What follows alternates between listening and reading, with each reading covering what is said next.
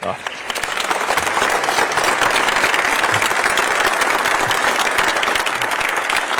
you. I'll just be very brief. Thank you all for coming in today and showing what you work with. But most importantly, thank you for showing up every day. I am very well aware that you all could choose a easier industry to work in, probably.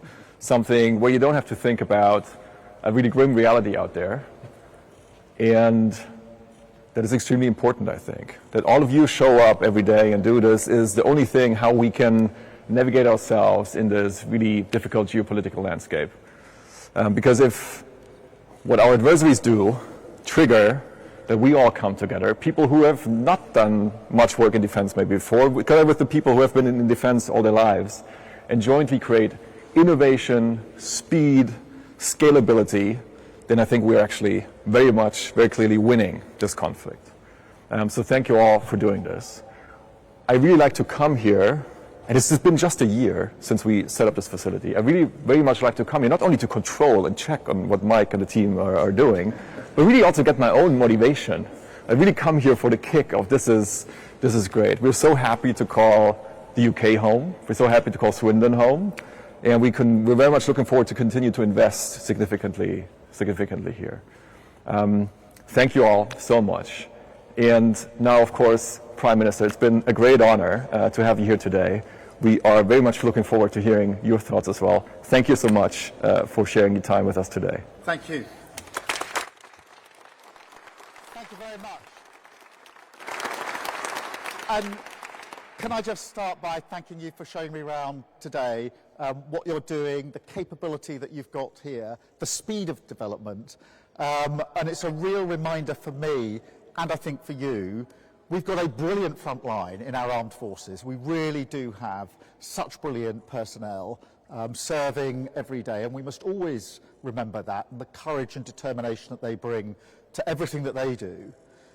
But they can't do their job without you. You sit right there behind them, alongside them in many respects, and therefore they are first class, and you are first class and need to be first class because they're going to be relying on what you're doing every single day. And I think I really saw that for myself this morning. It's really great to talk to you as well. Lots of people here from slightly different backgrounds, all working jointly on something that's so important for our country. So thank you for showing me around. Thank you for doing what you do, because, as has been said, you've chosen to do this, and this is something which is about the defence of your country, of our European and other allies working together. So this is really important. And I often say you can sit in Westminster and read a briefing about what people are doing, or you can go and see it for yourself. And there is no substitute for coming to see it for yourselves. And so I've really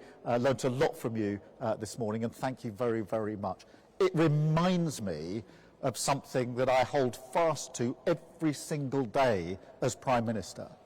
And that is that my first duty, the duty above everything else, is to keep our country safe and to keep our people safe. That is the top, most important duty of any Prime Minister, and it's the one, as I say, that I hold very, very close every single day.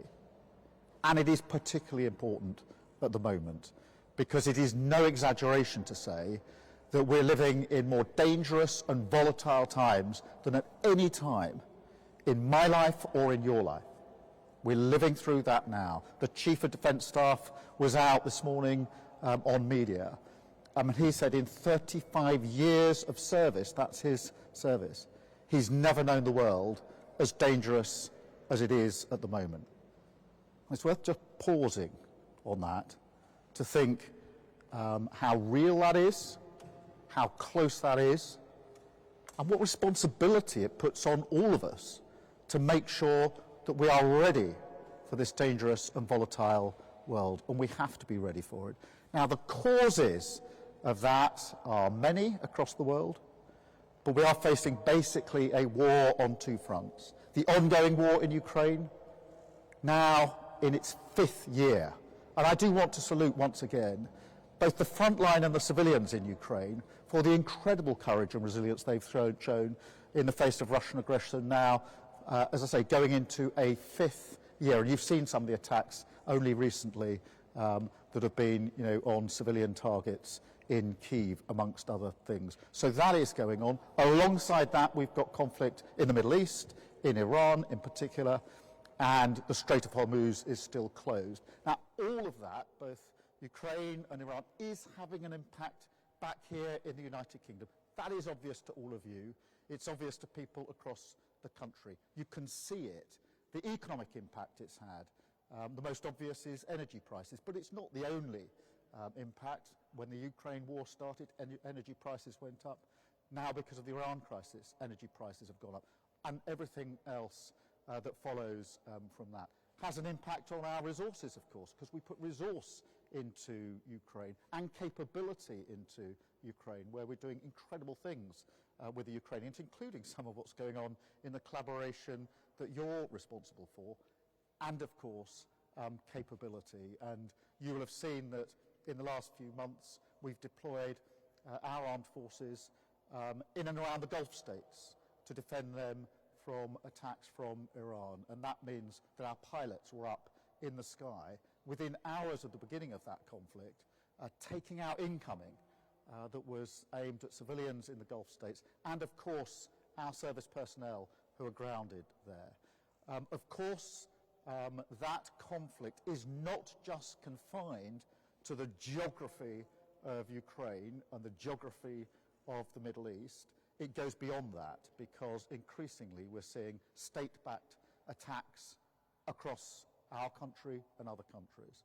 Cyber attacks, very, very common now, something we have to constantly battle.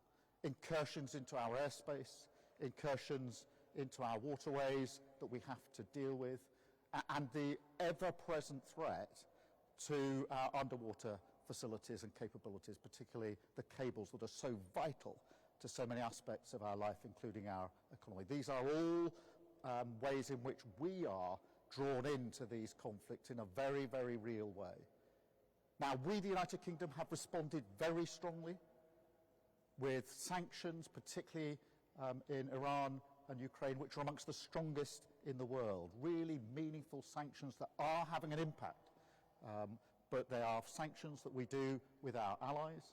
The action we've taken in relation to the Shadow Fleet that is supporting Putin in his war effort, again working with others, we're on that on a daily basis. And what we've done as a country by bringing together coalitions. So we had a coalition of the willing for Ukraine, which is UK-led, with France and Germany. That is a coalition of countries to provide the security guarantees that will be needed in Ukraine if and when we get to a ceasefire. So hugely important work with a lot of military planning that's gone into that. And then in the last few months, we've had a different coalition put together, again UK-led, French-led, so you can see the role that we're playing on the globe in relation to this.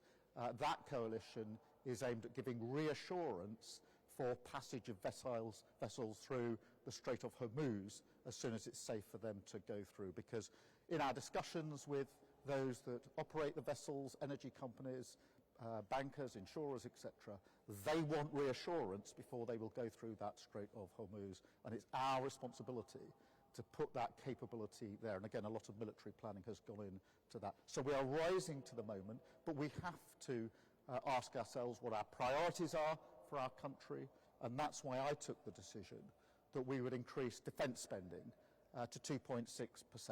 And so we've already taken that step. That's the biggest sustained increase in defence spending since the Cold War, which is why you're already seeing an uptick in our capability, already seeing an uptick in the work that we're going to be asking you to do alongside others.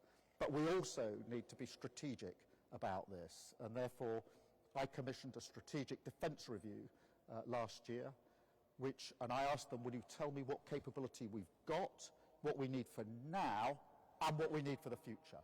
Because look at how quickly the technology here is changing. It is obvious to all of you, and it's obvious to me, that we need to make sure we're ahead of the game, ahead of the curve here, and that we're getting the capability that we need now, in 5 years, in 10 years. So the strategic review was a massive review to answer those questions. And you won't be surprised to know that a lot of focus was on technology, on how we equip our armed forces with the best, and how we make more of autonomous capability, some of the stuff that you are working on.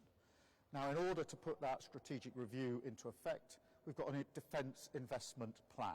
So that is the plan that says, here's the money that goes with the capability. We bring the two together, and it is another step up.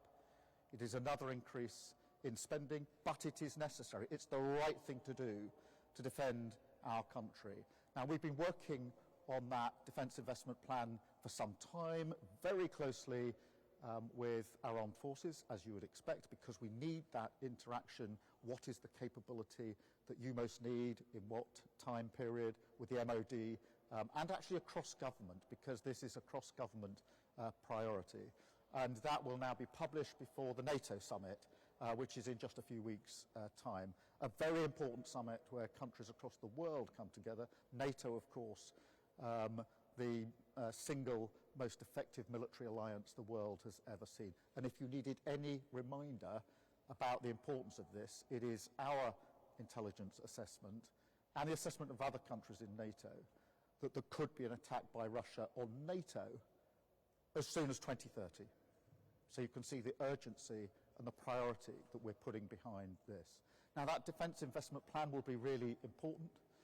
It will be very much focused on the capability of the future that we need to defend our country. It will mean more work for you and other people like you around the country, because I'm really determined that as we increase defence spend, which we've already done, as we implement the defence investment plan, which will be published in coming weeks, it's really important that what goes alongside that is good, well-paid, skilled jobs in this country, because this is the first priority for our country.